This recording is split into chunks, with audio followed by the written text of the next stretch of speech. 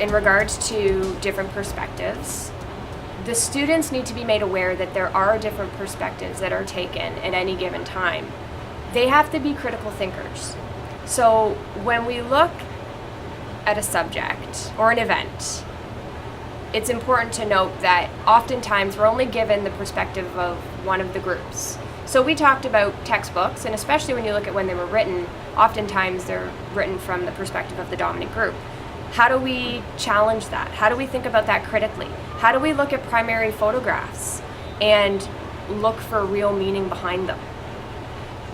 Also, in terms of significance, looking at an event and what is the significance of it? Not just at that period of time, but what is the effect that it's had to now, and also cause and consequence. Because of this event, what has now happened?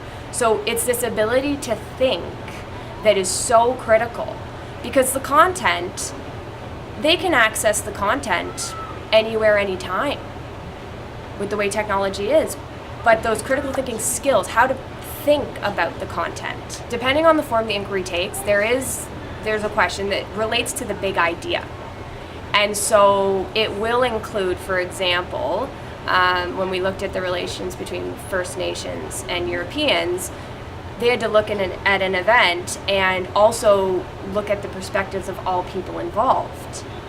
So it also creates a child who is a little bit more empathetic, I believe. And that's important today, is this notion of empathy and looking at things from the perspective of other people.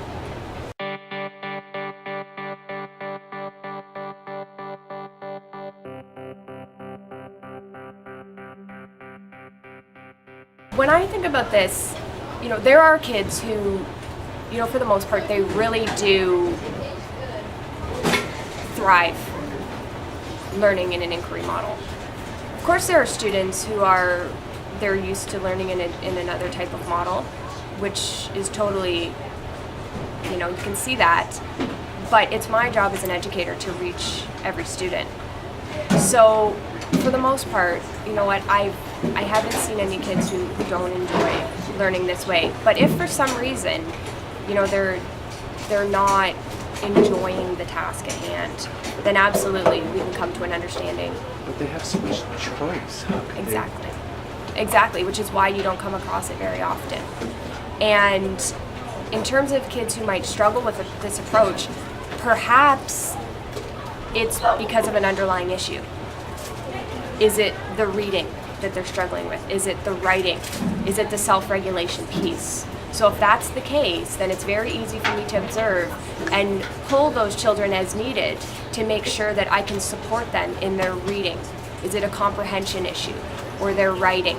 So that perhaps it's not the inquiry model, but there's an underlying issue that's leading to that. And you have to know your students. Exactly.